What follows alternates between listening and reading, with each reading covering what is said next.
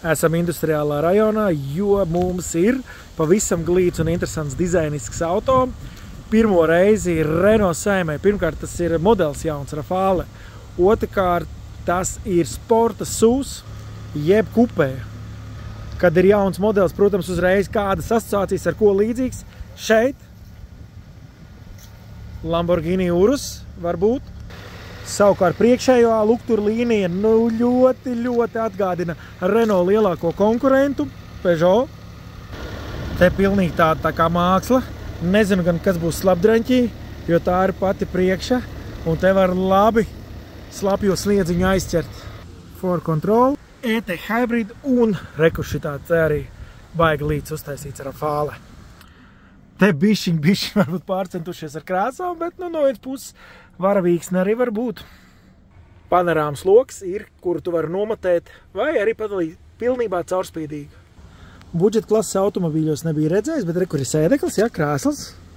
Un šis te naktī spīd. Nu tā kā riktīgi spīd, tā kā lediņš gaismiņās.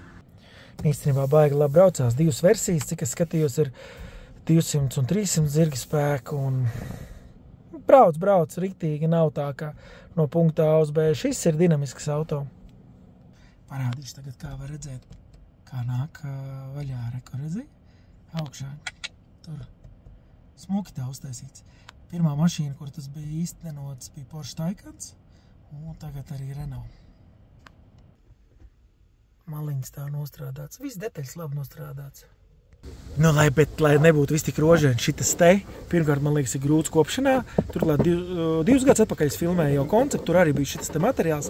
Nu, viņš izskatās, manuprāt, lēti. Un šis varētu būt otrais auto, kurš varētu atbilst Latvijas ugunsdzēsēju iepirkumam, jo viņiem neskapēc vajadzēja, kad ir SUV un kad 3 daļās sadalās.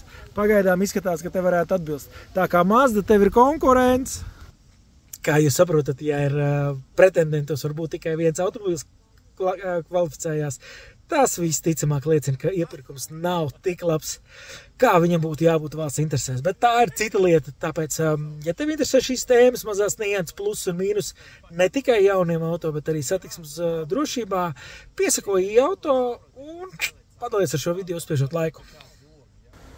Nu, un te nedaudz kustībā, lai varētu labāk novērtēt dizainu, kā izskatās.